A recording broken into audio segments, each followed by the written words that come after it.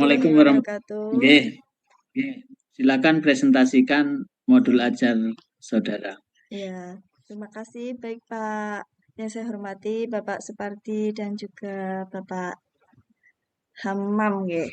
Ya. Share screen dulu. Islam dan Budi Pekerti, fase D, Sekolah SMP Negeri 2 Banyudono, mata pelajaran Pendidikan Agama Islam dan Budi Pekerti, tema taat pada perintah Allah Subhanahu wa taala untuk fasenya D, kelas 7. Kemudian alokasi waktunya 2 kali pertemuan tahun 2023-2024, penyusun Lia Indriani Kusumastuti SPDI. Kompetensi awal, peserta didik mengenal konsep sujud dalam sholat. Yang kedua, peserta didik mampu mempraktekkan sholat. Profil pelajar Pancasila dan pelajar Rahmatan lil Alamin, beriman kepada Tuhan Yang Maha Esa dan berakhlak mulia. Elemen, akhlak beragama, akhlak pribadi, akhlak kepada manusia, akhlak kepada alam. Yang kelima, akhlak bernegara. Bernalar kritis, elemennya memperoleh dan memproses informasi dan gagasan. Yang kedua, menganalisis dan mengevaluasi penalaran. Yang ketiga, merefleksi dan mengevaluasi pemikiran sendiri.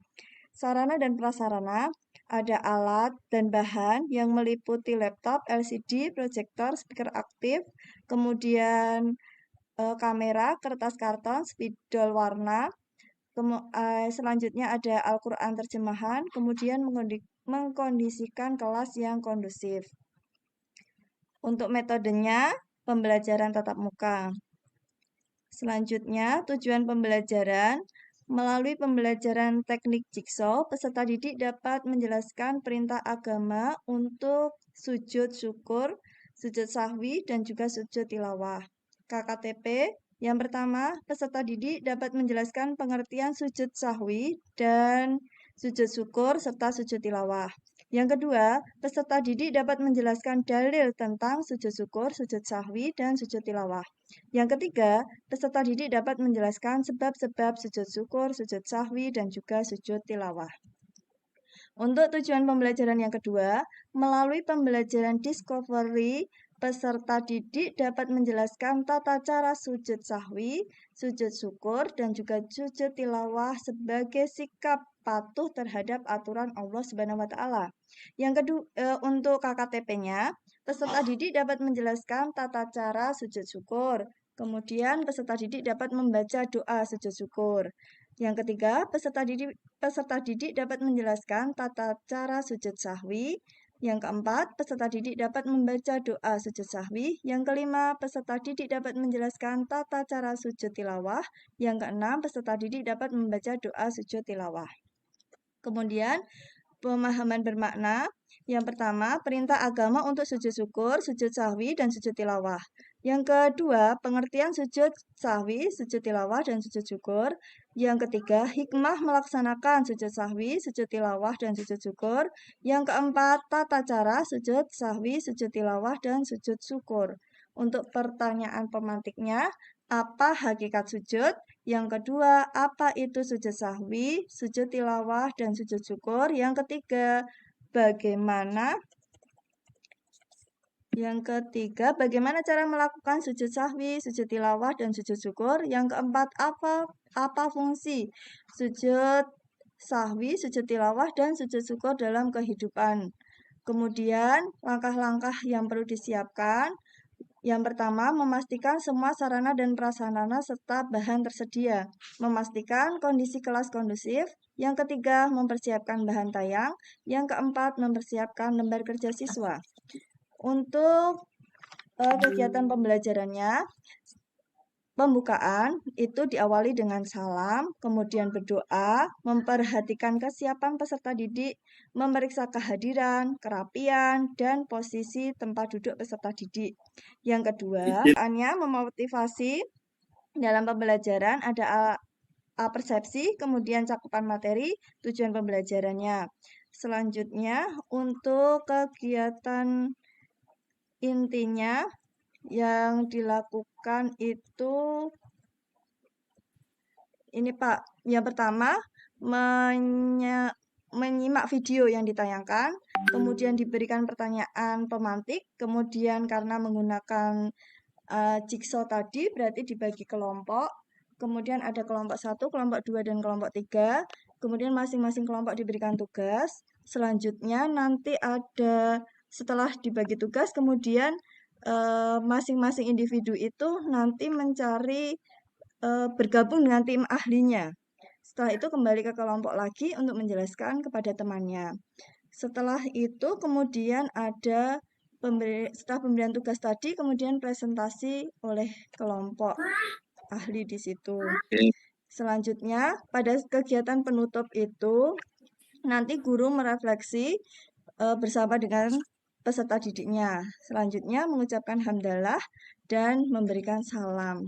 Refleksinya ada pada saat refleksi itu menanyakan kepada peserta didiknya apakah presentasi tersebut bisa dipahami dengan metode jigsaw tadi. Kemudian di situ apa materi-materi apa yang belum dipahami. Begitu, Pak. Ada soal hotnya, Bu? Ada, Pak, di asesmen nanti. Oke. Iya. Oke, silakan ditutup dulu. Oke, baik, Pak. Nah, ini saya uji ngajinya dulu sebelum nanti tentang teori belajar dan lain-lain. Iya, Pak. Oke, baik. Oke.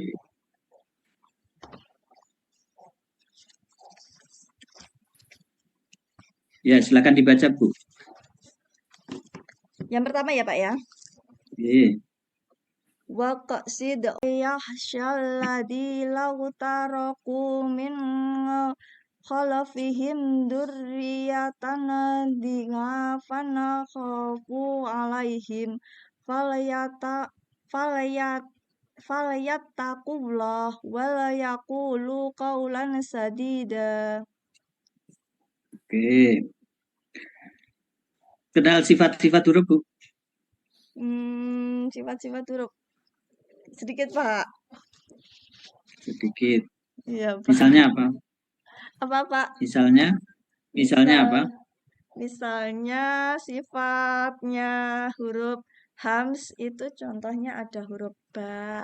Semacam itu, Pak. Baru sedikit. Oke, ya nanti dikuasai lagi ya. Iya, nanti. Pak.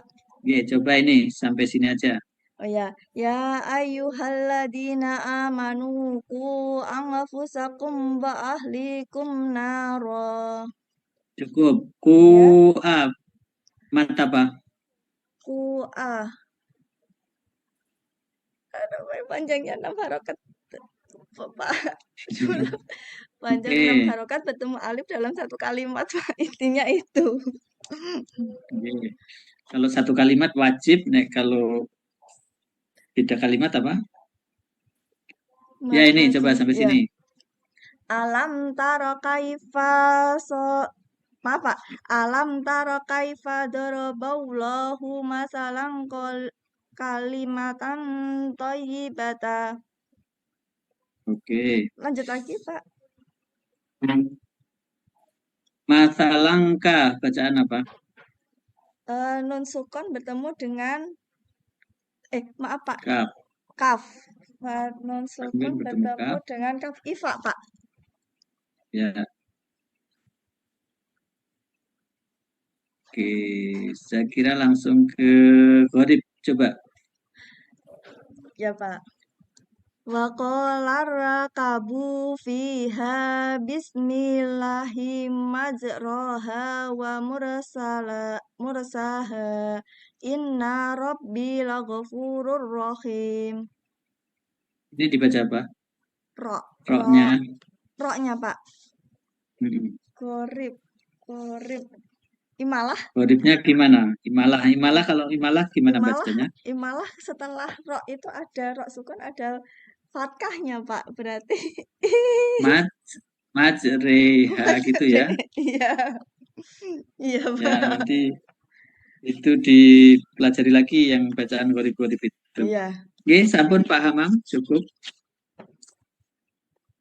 Ya, terima kasih Pak Supardi. Baik, terima kasih Bu. Ya, Pak.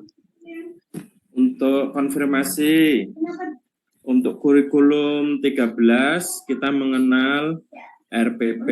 Iya, Kalau di kurikulum Merdeka apa istilah digunakan? modul ajar. Bisa dijelaskan komponen-komponennya dalam modul ajar? Modul ajar ada identitasnya, kemudian ada tujuan pembelajarannya, terus profil pelajar Pancasilanya, kemudian menggunakan media. Iya, Pak. baik, cukup. Nggih. Di materi Ibu menggunakan metode apa, Bu? Metode jigsaw, Pak. Jigsaw, bisa dijelaskan implementasinya seperti apa jigsaw itu? Jigsaw, pada saya. Nah, kelompok, contohnya aja, sedalam satu kelas itu dibagi menjadi 3 kelompok. Kemudian, terus? Masing-masing kelompok itu nanti pertama, itu ada semacam kita memberikan tugas semacam itu, Pak. Ada terus? A, B, C, kemudian nanti dibagi kelompok yang sudah dibuat tadi ketiga kelompok itu, nanti ada yang mencari tentang tata caranya sujud, kemudian ada yang mencari permasalahannya, ya. Ya, oke, clear, selesai. Ya, Nah, saya potong di situ. Teori belajarnya apa yang pas itu? Yang kira-kira pas konstruktivisme. Poinnya apa? Poin penting konstruktivisme apa? Konstruktivisme itu kita kan sudah memberi permasalahan di situ. Kemudian siswa mencari jawabannya. Kemudian bukan, jenengan tidak menjawab gimana, teori Pak? konstruktivisme. Maksud dari teori konstruktivisme gitu ya, Pak ya? Iya. Oh, teori konstruktivisme itu. Iya, itu bisa artinya di jigsaw itu ketika jenengan pakai teori konstruktivisme itu ya nyambung. Apa itu konstruktivisme? Masih anak nyambung. mempresentasikan, Pak. Kan setelah tadi bagi kelompok kemudian mempresentasikan. Bukan, Pak.